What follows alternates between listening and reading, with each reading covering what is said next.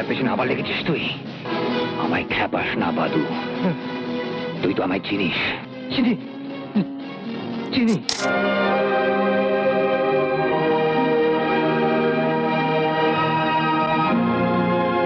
Fantastic, সত্যি খুব সুন্দর স্ট্রোক হয়েছে দীপু। থ্যাংক ইউ বাবা। উমা, তোমার কন্যা ভাগ্যটা সত্যি হিংসে করার মতো। আপনি আজ একা যে সুবিনয় কাকু, আপনার পুত্রটি কোথায়? হ্যালো, হোটেলে কি করছো? আসলে কাল রাত্রে পার্টির পর বন্ধুরা বলে থেকে যেতে, তাই এক্ষুনি অফিসে চলে এসো, কথা আছে। কি কথা? সুদীপা উমার একমাত্র সন্তান, সে উমার সমস্ত বিষয় সম্পত্তির মালিক হবে একদিন। সুদীপার সঙ্গে তোমার বিয়ে দেব। কিন্তু উমার সঙ্গে আমার পাকা কথা হয়ে আছে।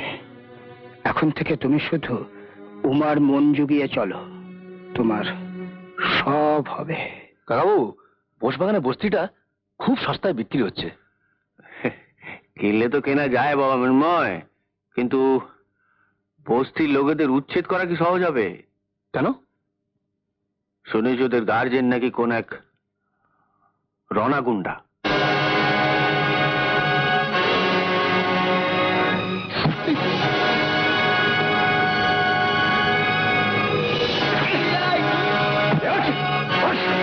পাড়ার মধ্যে আবার নেশার জিনিস বিক্রি করছিস তুই? চায়ের দোকানে নামে শুকর আড্ডা ফেঁদেছিস? হ্যাঁ,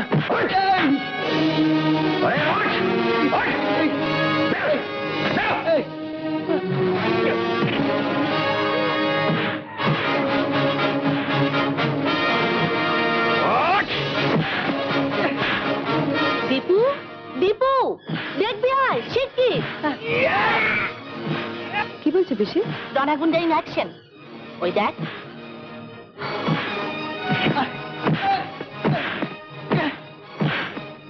এরাই তো পাড়ার দাদা, তাই না পিসি?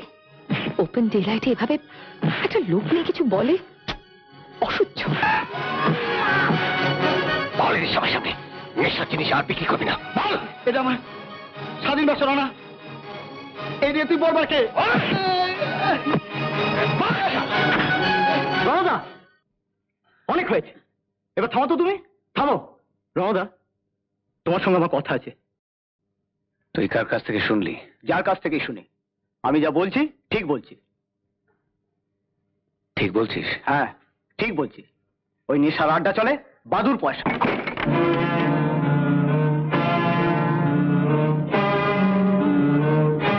রনা, কি রে?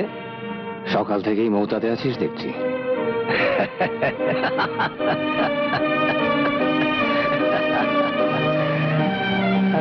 নেশার কি আর সময় অসময় আছে রে।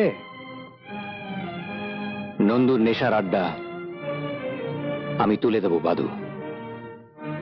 ওর ব্যবসায় টাকা খাটালে তুইও মার খাবি, আর তোর টাকাও মার খাবে।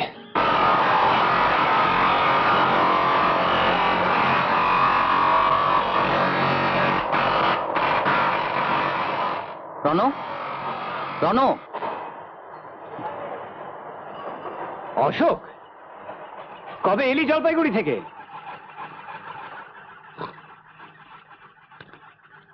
আমার কথাটা ভেবে দেখলি? তোর সঙ্গে ব্যবসা? হ্যাঁ। আমার নেই পকেটে একটা পয়সা, আর ব্যবসা? আরে পয়সা তো আমার, তোর খালি ব্রেন আর লেবার। দেখি ভেবে তোকে জানাবো। এখানে কেন এইভাবে পচমচ্ছিস রণ? কেন জানি না, জানি না রে অশোক। আঁকিসটা কি স্যার, না ছেড়ে দিয়েছিস? হুম, শুনলাম সুদীপা মিত্রের আর্ট এক্সিবিশনটা খুব ভালো হয়েছে।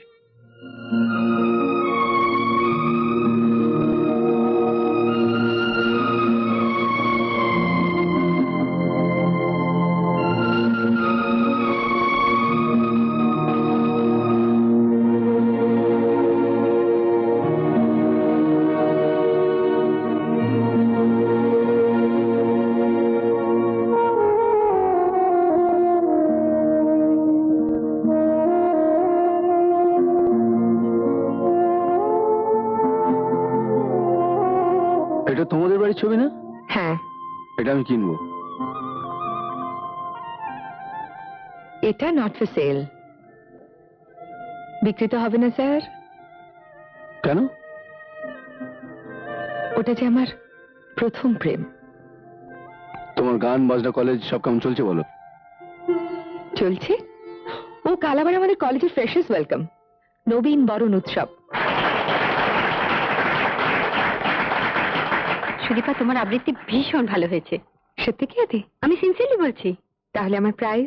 এই নাও তোমার ফার্স্ট প্রাইজ, এই তোমার সেকেন্ড প্রাইজ, আর এই তোমার থার্ড প্রাইজ।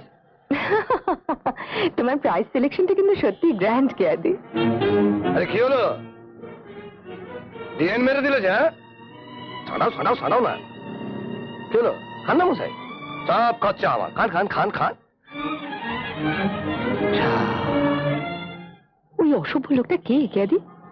বাদু, 55 তলার এক মাস্তান। রাস্কেলটা কিছুদিন ধরে এমন পেছনে লেগেছে আমার। আমাদের পাড়ার বস্তিতে ওরকম এক গুন্ডা থাকে। এগুলোকে ধরে ধরে না। তোমাদের বাড়ি কোথায় গো আদি?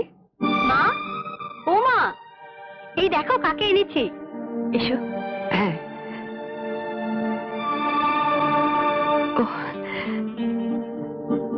থাক থাক মা। তুমি সুদীপা তো?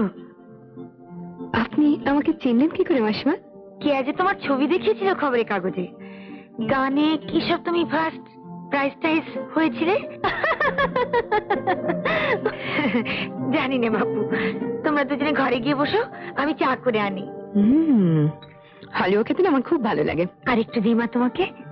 না না মাসিমা, আর পারবো না। এই বাড়িতে আরো একজন হালুয়া খেতে খুব ভালোবাসে। কে? আমার দাদা দি গ্রেট। কেয়া, বল। অবিনাশের কি খবর রে? অনেকদিন তো আসেনি, তাই জিজ্ঞেস করছি। ও অফিসের কাজে ট্যুরে গেছে। এবার অবিনাশের সঙ্গে কেয়ার বিয়েটা লাগিয়ে দিই, কি বলো? দাদা, বাদু আবার আমার পেছনে লেগেছে।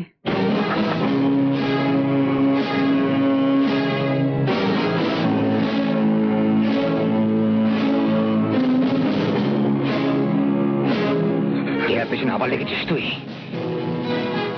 আমায় খ্যাপাস না বাদু, তুই তো আমায় চিনিস। চিনিস না? চিনি চিনি। তাহলে